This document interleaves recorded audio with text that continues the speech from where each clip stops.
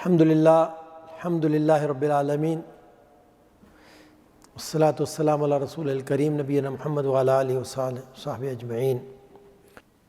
امام بخاری رحمہ اللہ تعالیٰ اپنی صحیح میں نقل کرتے ہیں کہ نبی اکرم صلی اللہ علیہ وسلم نے ارشاد فرمایا، اللہ اکبر، واللہ لا یؤمن واللہ لا یؤمن واللہ لا یؤمن،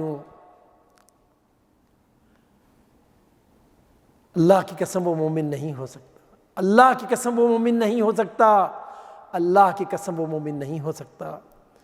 قیل ومن یا رسول اللہ، صحابہ سنتے تو عرض کرتے ہیں اے اللہ کے رسول کون مومن نہیں ہو سکتا؟ آپ صلی اللہ علیہ وسلم نے 3 بار ارشاد فرمایا کہ وہ مومن نہیں ہو سکتا،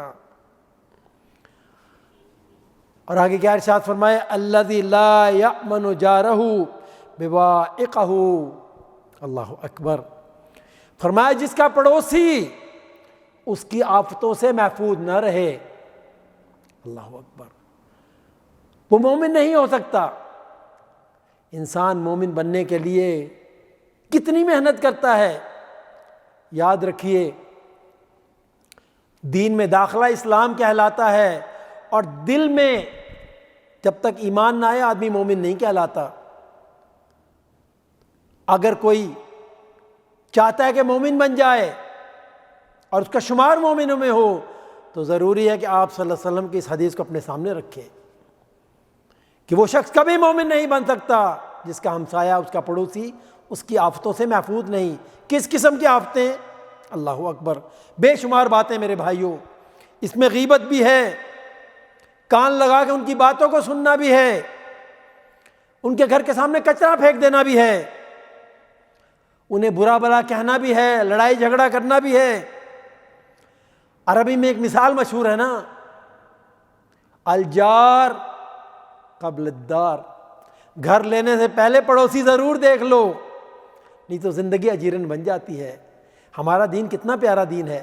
نبی اکرم صلی اللہ علیہ وسلم کیا فرما رہے ہیں؟ مومن بننا چاہتے ہو تو جو پڑوسی ہے اس کا خیال رکھنا پڑے گا، اس کے ساتھ زیادتی نہ ہونے پائے۔ اور پڑوسی کیا صرف برابر والا پڑوسی ہوتا ہے؟ بلکہ بعض روایات میں آتا ہے 40 مکان سیدھی طرف اور 40 مکان الٹی طرف، یہ سب اس پڑوس میں شامل ہیں، یعنی پورا محلہ ہی پڑوسی ہوتا ہے۔ پورے محلے کا خیال رکھنا ہے میرے بھائیوں کہ کون بیمار ہے، اگر کسی کی خوشی ہے اس کی خوشی میں شامل ہو جائیں، کسی کو تکلیف ہے اس کی تکلیف میں شامل ہوں، اس سے ہمدردی کریں۔ تو آپ صلی اللہ علیہ وسلم کیا ارشاد فرماتے ہیں؟ مومن بننا ہے تو پڑوسی کو تکلیف نہیں دینی، اللہ اکبر۔ اسی طرح پڑوسی کے حقوق کے متعلق آپ صلی اللہ علیہ وسلم نے ایک اور جگہ ارشاد فرمایا، امام احمد نقل کرتے ہیں، نبی اکرم صلی اللہ علیہ وسلم نے ارشاد فرمایا، اول خصمین یوم القیامہ جاران، اللہ اکبر، فرمایا سب سے پہلے 2 جھگڑنے والے قیامت کے دن اللہ کے دربار میں کون ہوں گے؟ 2 پڑوسی ہوں گے۔ یعنی پہلا مقدمہ جو اللہ رب العالمین کے دربار میں پیش کیا جائے گا کس کا ہوگا؟ 2 پڑوسیوں کا ہوگا۔ امام الانبیاء سید المرسلین ہمیں خبر دے رہے ہیں، اللہ اکبر، غور کیجئے ہمارے دین میں پڑوسی کی کتنی زیادہ اہمیت ہے۔ اور اسی طرح پڑوسی کے حقوق کے متعلق نبی اکرم صلی اللہ علیہ وسلم کیا ارشاد فرماتے ہیں؟ حافظ ابن حجر نے اپنی کتاب فتح الباری میں حضور اکرم صلی اللہ علیہ وسلم کے قول مبارک کو نقل کیا ہے۔ وہ بیان کرتے ہیں کہ آپ صلی اللہ علیہ وسلم سے سوال کیا گیا کہ ایک ہمسائے کے دوسرے ہمسائے پر کیا حقوق ہیں؟ اللہ اکبر، ہمسائے کے جو حقوق ہیں اس پہ بات ہو رہی ہے۔ نبی اکرم صلی اللہ علیہ وسلم، اللہ کی آپ پر 4 ارب رحمتیں ہوں، جواب میں کیا ارشاد فرماتے ہیں؟ 10 باتیں آپ نے ارشاد فرمائی۔ پہلی بات فرمایا، جب وہ تجھ سے قرض مانگے تو اسے قرض دے،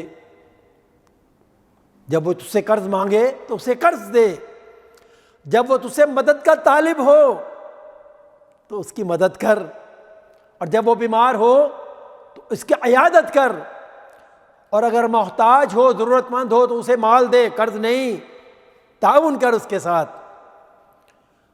اور اگر اس کے گھر میں کوئی خوشی آئے تو اسے مبارکباد دو، اور اگر اس پر کوئی رنج و مصیبت آ جائے، جیسے فوتگی ہو جاتی ہے، تو اس کے غم میں شریک ہو، تعزیت کرو۔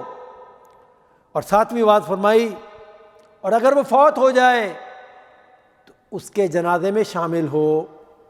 اور 8ویں بات فرمائی کہ اس کی اجازت کے بغیر اپنی عمارت کو اس کی عمارت سے بلند نہ کرو کہ اس کی ہوا کی آمد و رفت رک جائے۔ اجازت لینی ضروری ہے، اگر اجازت نہیں لوگے تو گناہ گار ہو جاؤ گے۔ اور نمبر 9، ہانڈی کی خوشبو کے ساتھ اس کو تکلیف نہ دو۔ کیا مطلب؟ اگر ہانڈی پکا رہے ہو تو اس میں تھوڑا بہت پانی اور ڈال دو تاکہ ایک کٹورا اس کو بھی دیا جائے۔ اور 10ویں بات فرمائی، اگر کوئی پھل وغیرہ خریدے اس میں سے اس کے گھر بھی بھیجو، اور اگر نہیں دے سکتے تو پھر ان پھلوں کو اپنے گھر چھپا کے لے کے آؤ، اور تیرے بچے ان پھلوں کو لے کر باہر نہ نکلیں تاکہ ہمسائے کے بچے ان کو دیکھ کر غم زدہ نہ ہوں کہ ہم اس سے محروم ہیں۔ اللہ اکبر! غور کیجئے ذرا، ایک اور حدیث میں پڑھ رہا تھا، نبی اکرم صلی اللہ علیہ وسلم فرماتے ہیں کہ جبریل نے اتنا زیادہ وصیت فرمائی پڑوسی کے بارے میں کہ مجھے یہ ڈر محسوس ہوا کہ شاید کہیں وراثت میں بھی اللہ تعالیٰ پڑوسی کو حصے دار نہ بنا دے۔ تو بھائیو، پڑوسی کے بڑے حقوق ہیں۔ اللہ تعالیٰ کی بارگاہ میں دعا ہے کہ اللہ تعالیٰ ہمیں پڑوسیوں کے حقوق ادا کرنے کی توفیق عطا فرمائے اور ہمیں اچھا پڑوسی بننے کی توفیق عطا فرمائے۔ وآخر دعوانا ان الحمدللہ رب العالمین۔ اللہم صلی علی سیدنا محمد وعلی آلہ